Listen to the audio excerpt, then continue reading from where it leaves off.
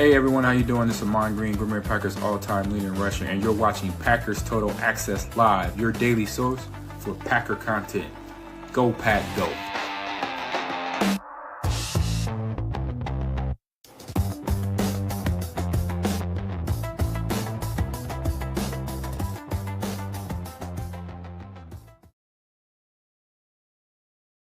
What's up, guys? Welcome into Packers Total Access. My name is Clayton. You can check us out on Packernet.com. Find me on Twitter at Packers_Access. Just want to bring you guys some breaking news as we've got details on the Devonte Wyatt injury that we spoke about that obviously occurred in the matchup against the Detroit Lions. So we're going to give you everything we know in that regard. We'll also give you a quick little snap count review from yesterday's game that might kind of give us a little bit of a preview as to who will pick up these snaps as Devonte Wyatt's going to be out for a significant amount of time. So just wanted to kind of hop in here. We got another live stream that's going to be starting in roughly 30 minutes, less than 30 minutes. My goodness. We're going to be doing a live watch party for the Bears-Eagles game. So if you guys don't have anything going on this afternoon, if you're hanging out at the house and there's a lot of football on, hop in here and let's chat it up. Let's talk about the Bears and Eagles in real time, play-by-play, and we'll just kind of be giving insight. We'll be talking playoff scenario, the whole 9 yards. Before we get into all that, if you guys would, do that YouTube stuff for me. Hit like, hit subscribe. If this is your first time tuning into PTA, welcome. Thank you for making us a part of your afternoon. We're not experts. We're not insiders. We're not media members. We're fans just like you, talking Packers on the daily. So make sure you hit that like, that subscribe, and click the bell icon so you're notified when we go live in the future, like the watch party we're going to be doing here in less than 30 minutes, watching the Bears and the Eagles. Let's jump into it. Devonte Wyatt, obviously, after the game yesterday in the press conference, Rob Demovsky had tweeted out Matt LaFleur's quote. Packers coach Matt LaFleur on Devonte Wyatt's ankle injury, quote, "It doesn't look good, guys. I'm sick for him. I'm sick for us. I mean, that's a critical loss for our football team, for our defense, obviously." So we all kind of suspected the worst, right? Expected the worst, I should say. And it sounds like it's pretty bad. We had an update just a few seconds ago, or a few minutes ago, I should say.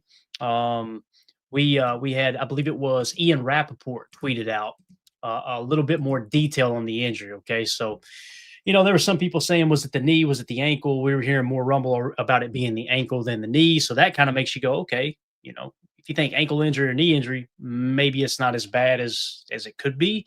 However, it is an ankle. And Ian Rappaport tweeted out, defensive lineman Devonte Wyatt, who was carted off in yesterday's win over the Lions, suffered a fractured ankle, per me and Tom Pelissero. Coach Matt LaFleur said post-game that it didn't look good, indicating a major injury. Wyatt's season is expected to be over. Okay, so obviously not a whole lot of detail there other than it was a fractured ankle, and Wyatt's season is expected to be over. I mean, it's not like, yes, it's definitely over, but Ian's not going to say that unless there's a high probability that his season is over. So, again, tough news for the Packers. What does it mean for this defense moving forward? Listen, the fact that it's happening on the defensive side of the ball as opposed to the offensive side makes you feel a little bit better. Although the offense did put together a nice performance yesterday, the defense gave up a significant amount of points to the Lions there on the road on Thanksgiving Day.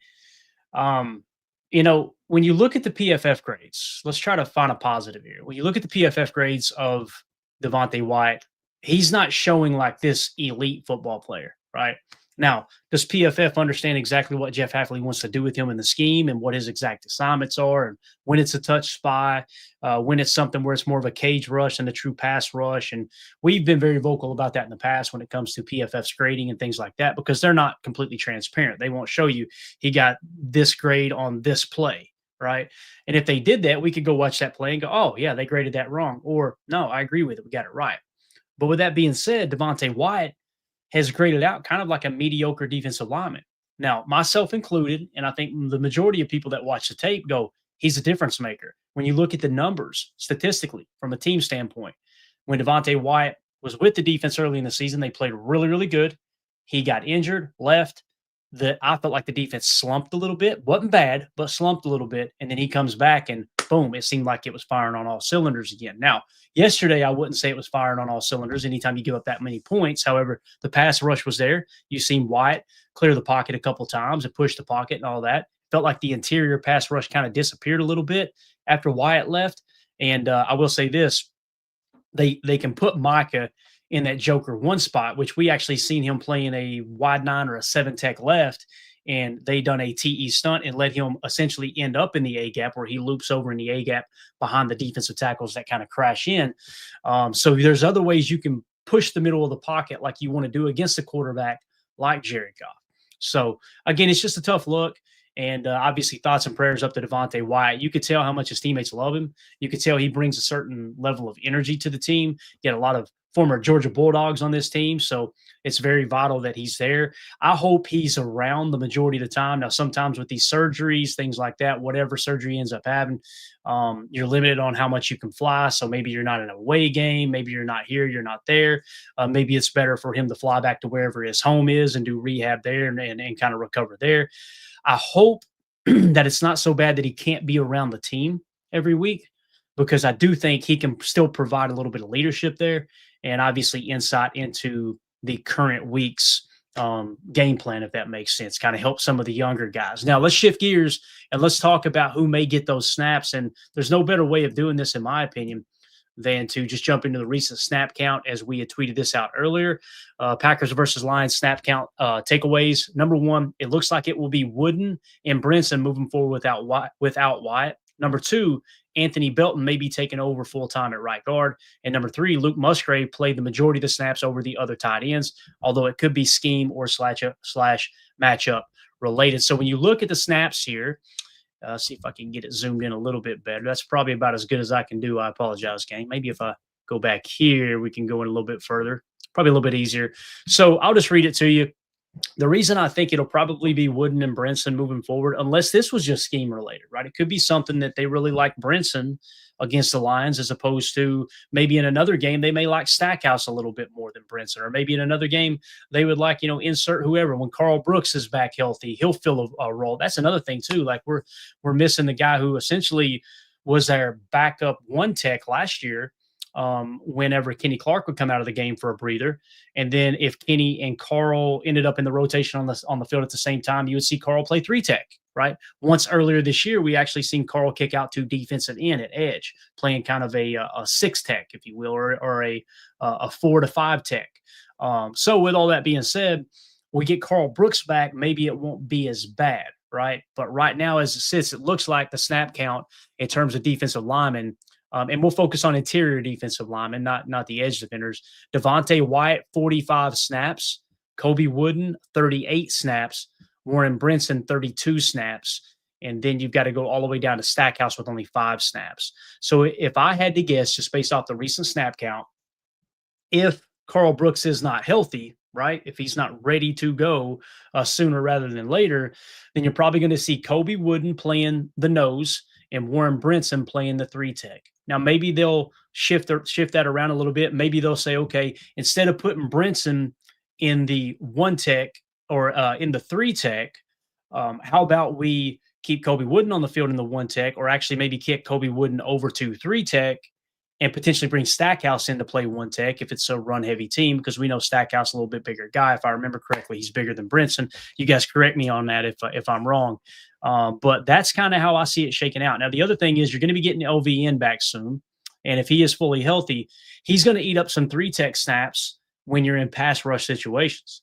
So maybe it's something that they press into LVN and Igbare playing, what we call the cheetah 55 or the cheetah 90, whatever, right? They'll be playing that cheetah position where essentially you've only got 1 interior defensive lineman. If that's the case, I would imagine in those sets, Kobe Wooden would be on the field, and then you would have either Igbare or LVN, if he's healthy, playing that 3 tech. And then, of course, you'll have Micah Parsons and Rashawn Gary on the outside as well. So it's just something we got to kind of monitor moving forward. Based off of the snap counts from yesterday, though, that's how I would kind of predict this thing shaking out. So it's going to be interesting again. And let's go to the chat here, see what everybody's saying. We got Caldwell Corner in the house, Victory Friday plus Bears Hate Watch. Life can't get any better, man. I'm telling you, it's going to be absolutely awesome. It is going to be a blast. We got Tyler in the house, says go Pack go. Caterpillar in the house says, do we have a Toyotathon doctor on staff? Amen, man. Can we get a little bit of that Toyotathon magic in the health department here at 1265, man? Blake in the chat said Christian Wilkins, Montravius Adams, Dean Lowry, and others are out there. I wouldn't hate adding one more body in the interior, just like the year we got Snacks Harrison. That's a great point, Blake. You probably going to have to add a body, right? Now, will they jump right in the starting role, or will it be something that Goody pulls out his draft sheet, his draft board, and goes, okay, here are the available defensive tackles, interior defensive linemen that we had the highest draft grade on. So let's bring them in for a tryout. Let's bring these 3 guys in on a tryout. Of the guys that are available, obviously, with the highest draft grade. They may go that route and put them in on the practice squad and look to try to get them activated and rotated in from time to time rather than going for a bigger name. Montravius Adams, I don't know. We could dive into that a little bit later if you guys want. Dean Lowry, that's kind of a no for me, dog. And Christian Wilkins, you guys know, if he hadn't got ran out of Vegas with all the weird activity that he is allegedly done, I'd be all about Christian Wilkins. But the problem there is the off the field stuff, obviously. So it's not as easy as just, hey, let's go sign the best player, right? Let's see here. Blake in the chat says Brinson and Stackhouse have been stepping up, though. I agree. I'm not like overly concerned. And again, it's not like the most important position as the way that Hafley is playing this defense. Because again, you guys know I always talk about 3 tech is more important than nose, right? So Devonte Wyatt was our 3 tech. And I do consider it a tier 1 position of importance. However, this year, what we've been doing is kicking Devonte, who's normally the kind of the staple 3 tech, and kind of kicking him over to like a 4-eye or even a 3 tech on the opposite side, and then bringing in a pass rusher at 3 tech. So I think if those guys can work by committee and we can lean into the cheetah package a little bit, we may be okay there, right? So I'm not overly concerned. It just sucks, though, because Devonte Wyatt was playing really good play. And thank God he got that 5th-year option from his standpoint, obviously. That way he got a little bit of guaranteed money. He's guaranteed that next year. To the best of my knowledge, nothing voids there. So it's not like, oh, crap, this happened in my contract year. Now I'm screwed. That 5th-year option is guaranteed, all of it, for next year, if I remember correctly. So Chester in the chat says, sometimes a fractured ankle can be better than a severe sprain. So my doctor told me after a snow skiing debacle, quote, debacle. And again, man, maybe we look up in a few weeks and go, man, we dodged a bullet, right? Based off everybody's reaction, Matt LaFleur's reaction, and kind of what Ian Rappaport said in that tweet, Adam Schefter, the same thing. It sounds like they're expecting him to be done for the year. So, yeah. And Chester said long-term, I got you, buddy. I got you. So that's kind of what we're looking at here, gang. That is. Respect Orange's Christian Wilkins would be a hell of a story. Hopefully not the kind of comeback Wilkins is used to. So, okay, all right. Kieran in the chat says, victory Friday, but bittersweet. But Brinson and Stackhouse need to understand this is their time. That's a great point, Kieran. Like, might get into a situation with these 2 young whippersnappers where they go, you know what? This is my shot to shine. And maybe we look back and go, man, it was that Wyatt injury that really let us know and uncover that these 2 cats or this one guy was a lot better than we expected, right? And again, we always say next man up, and it's good. They're going to get their opportunity. I believe that they'll definitely get first dibs on it. Now, if they struggle, maybe we bring somebody in like you guys were talking about, a Montravius Adams or potentially Christian Wilkins, somebody like that. So anyway, that's what we got. Yeah, I'm with you, Jay. I completely agree with your take there. I'm not going to put it on the screen, but just know I understand what you're saying there, sir.